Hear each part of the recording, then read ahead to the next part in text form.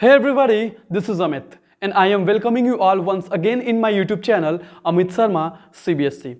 In last video, we were talking about class 9th, Beehive, chapter number 2nd, The Sound of Music. And the first part has already been explained in last video, and in this session, we are going to talk about second part, The Sehnai of Bismillah Khan या उस्ताद बिस्मिल्लाह खां. इसमें भी हम इनकी biography के बारे में पढ़ेंगे. सहनाई, what comes in your mind when you hear it? You might have seen it in wedding ceremonies or in some culture function in India, right?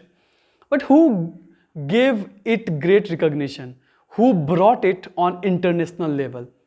And that is why Ustad Bismillah Khan was awarded highest civilian award Bharat Ratna in 2001, right?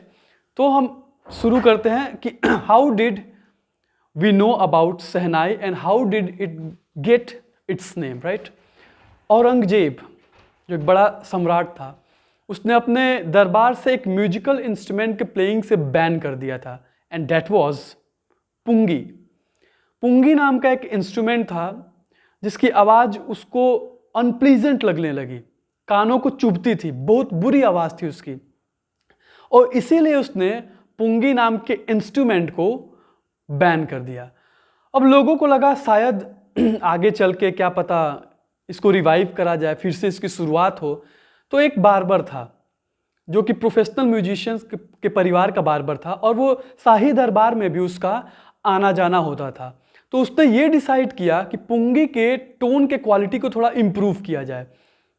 उसने सोचा, तो उसने एक pipe लिया जो naturally hollow था, पहले ही अंदर से खाली था. उसने उसमें 7 होल करे और उसको पहली बार उस शाही दरबार में बजाया. जब वो होल को प्रेस करता और ओपन करता तो अलग अलग तरीके की टोन आती, and everybody was impressed with that. और अब ये एक नया इंस्ट्रूमेंट भी था, तो सोचा गया कि इसका नाम क्या दिया जाए. तो नाम सहनाई इसलिए पड़ा कि सबसे पहले इसको शाही दरबार में बजाया गया और एक नाई के द्वारा बजाया गया, इसीलिए इसको सहनाई नाम दिया गया, राइट. आगे चल के सहनाई की जो आवाज़ थी उसको बड़ा शुभ मानने लगे लोग, ऑस्पिशियस मानने लगे. हर मंदिरों में और शुभ कार्यों पे इसको बजाया जाता. नॉर्थ इंडिया की जो वेडिंग थी इसके बिना तो होती नहीं थी, या फिर आप ये कहो कि जो कोई भी ऑस्पिशियस वर्क होता है इसके वॉइस के बिना शुरू ही नहीं होता. And shehnai was also a part of नौबत, एक 9 इंस्ट्रूमेंट का एक श्रृंखला होती थी, उसमें सहनाई भी था. लेकिन सहनाई को क्लासिकल म्यूजिक में इंटरनेशनल मंच पे लाने का सबसे ज़्यादा क्रेडिट मिलता है उस्ताद बिस्मिल्लाह खां साहब को, राइट. तो अब हम जानते हैं थोड़ा सा बिस्मिल्लाह खां के बारे में.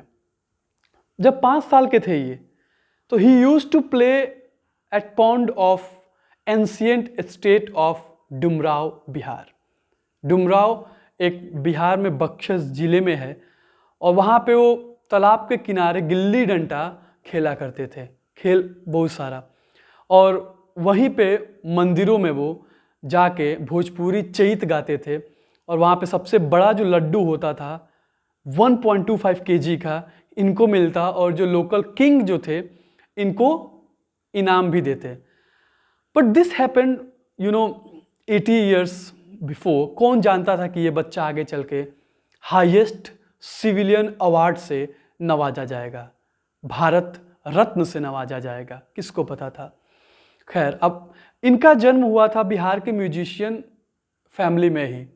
ही वॉज बॉर्न ऑन 21 मार्च 1916. इनके दादाजी जो थे रक्सौल बख्श, वो भी एकदम सहनाई नवाब एक राज दरबार कोर्ट के थे. इनके पिताजी पैगंबर बख्श जो कि खानदानी सहनाई प्लेयर थे. तो इन्होंने म्यूजिक को बहुत पहले ही अपने लाइफ में देख लिया था और पा लिया था.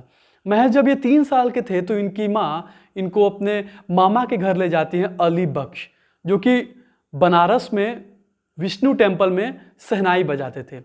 बनारस जो कि अब वाराणसी है, तो वहाँ पे वो सहनाई बजाते थे. और जब वो प्रैक्टिस करते, चाहे जब वो बजाते, तो उस्ताद बिस्मिल्लाह खां बहुत फैसिनेटेड होते, बहुत ज़्यादा उनको एक्साइटेड होते वो देख के, और घंटों देखते रहते. और बाद में इन्होंने सीखा भी और सीखने के बाद जब वो प्रैक्टिस करते तो वो बालाजी मंदिर, चाहे मंगला मैया और या फिर गंगा के किनारे जाके सुकून में अकेले में वो प्रैक्टिस करते।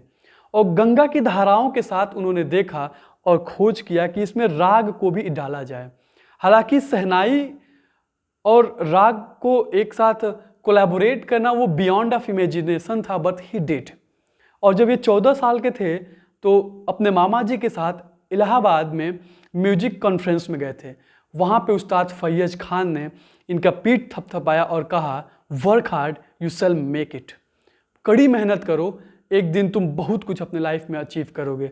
और सबसे पहला ब्रेक इनको कब मिला, जब लखनऊ में 1938 को ऑल इंडिया रेडियो की स्थापना हुई और लोगों ने रेडियो पे पहली बार शहनाई सुनना शुरू किया।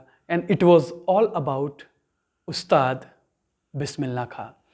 भारत आज़ाद हुआ 15 अगस्त 1947 और रेड फोर्ट पे उस्ताद बिस्मिल्लाह खां ने शहनाई से सबको ग्रीट किया। उन्होंने अपना हृदय और अपना मन सब कुछ उतार के रख दिया अपनी ऑडियंस के लिए।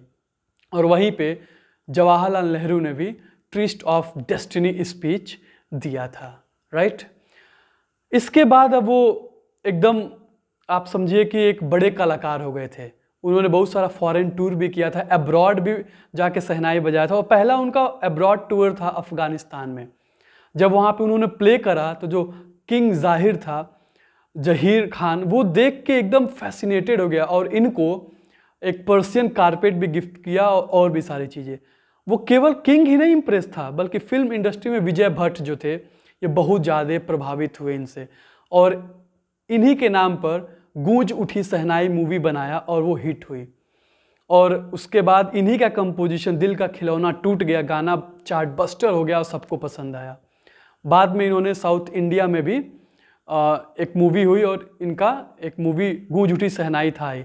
लेकिन ये फिल्मों के हट के भी बहुत ज़्यादा जाने जाते हैं। और बाद में चल के अवार्ड्स की तो लाइन लग गई, मतलब बहुत सारे अवार्ड मिले और इनको यूनाइटेड स्टेट ऑफ अमेरिका में के बड़े प्रेस्टिजियस, आप समझिए प्रेस्टिजियस लॉन्किन हॉल में इनको इनवाइट किया गया। उसके बाद वो केन्स आर्ट फेस्टिवल्स या ओसाका ट्रेड, हर जगह जाके इन्होंने परफॉर्मेंस दिया।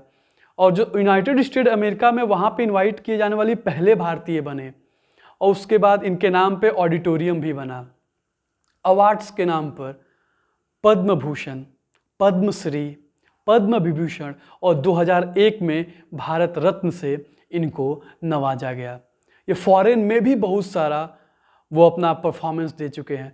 लेकिन जहाँ कहीं भी अगर वो फॉरेन में जाते, यूएस में जाते, कहीं भी जब कभी भी वो परफॉर्मेंस देते तो उनको अपने डुमराव गांव और बनारस की और वो नदियाँ और गंगा जी की धाराएं याद आती। वो उनको बस वही चीज़, वो कहते कि मैं दुनिया में बहुत सारा टूर किया हूँ, लेकिन मेरा फेवरेट जो जगह है वो डुमराव और वाराणसी ही और गंगा के किनारे का वो जगह। एक बार यूएस में एक स्टूडेंट ने उनसे कहा कि आप प्लीज़ वो मंदिरों वाला माहौल और वो जो आप करते हैं बनारस वाला, प्लीज़ आप यहाँ रेप्लिकेट करिए। तो उन्होंने कहा मैं निश्चित करूँगा, बस तुम गंगा की धाराओं को यहाँ पे ला दो। तो उन्होंने जब भारत रत्न से इनको नवाजा गया तो उन्होंने बहुत खुश थे और एक अलग हैप्पीनेस दिखी। और उन्होंने कहा बस कि टीच योर चिल्ड्रन म्यूजिक। ये भारत की एक बहुत ही बेहतरीन विरासत है और ये भारत को, हिंदुस्तान को पूरे विश्व में चमका के रखेगी। और इस तरीके से इनका जीवन चलता रहा और ये भारत के एक रत्न हुए। और 2006 में बनारस के ही वाराणसी के हेरिटेज हॉस्पिटल में इनका निधन हुआ था और उस दिन पूरा नेशनल मॉर्निंग घोषित किया गया था जब ये एक्सपायर हुए। तो एंड में ये भी लिखा गया कि बहुत कम ही लोग बहुत विश्वास कर पाते हैं कि एक ऐसा देवभक्त, मुस्लिम देवभक्त जो सुबह सुबह जब विष्णु टेम्पल पे शहनाई बजा सकता है और वो सुकून क्रिएट करता है, वो देखने लायक होता है। तो ये कहानी थी उस्ताद बिस्मिल्लाह खां की, जिनको भारत रत्न से भी अवार्ड के नवाजा गया है और ये भारत के लिए ही रिप्रेजेंट किए और पूरे विश्व में इनका नाम है। तो ये था सेकेंड पार्ट। मैं उम्मीद करता हूँ आपको समझ में आया होगा। जल्दी ही मैं नेक्स्ट पार्ट लेकर आऊँगा, तब तक आप इसको समझिए और घर पे रहिए, पढ़ते रहिए। Take care.